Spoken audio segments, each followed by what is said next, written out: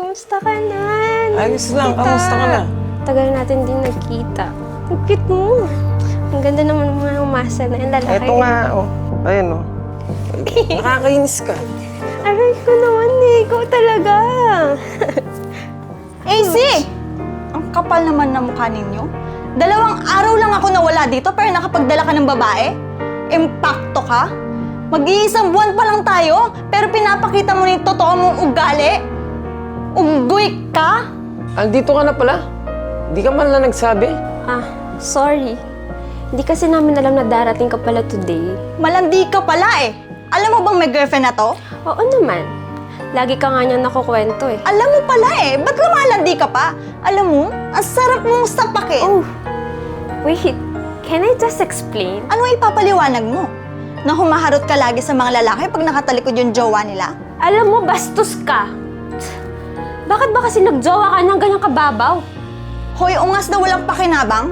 Palayasan mo nga tong babaeng to. Ha? Sorry, hindi pwede eh. Pwede ba mag-explain muna? Ano i-explain mo? Kahit pagsamasamahin mo pa yung mga kamag-anak mo walang kwenta, sinong mauuto mo? Huwag mo akong utuin. Mamili ka ngayon din.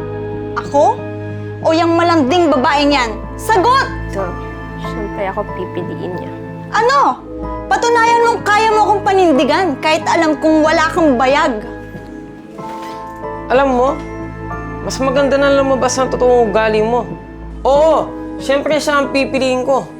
Wala kang respeto sa akin eh. Sinabihan mo pang walang kwenta yung mga kamag-anak ko. Kapatid kong bunso, yung pinagseselosan mo. Ha? Kapatid mo? Oh yes!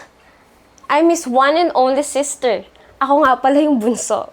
Kakauwi ko lang galing US. Sayang, lagi ka pa naman niya kinukwento sa akin. Bastos ka pala. Next time, learn your lesson. Huwag masyadong judgmental, ha? Sige na, alis na. Sorry. Kung alam ko lang naman ng kapatid mo yan, di naman ako magre-react ng ganyan eh. Eh di sorry na. Sa isang mali na sitwasyon, pinapagitan mo na yung totoong ugali mo. Paano pa kaya kung sa mas malaking problema na? Saka next time, bago ka magbitaw ng masasakit na salita, pakaisipan mo muna.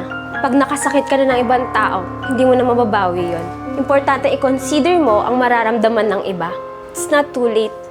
Magbago ka.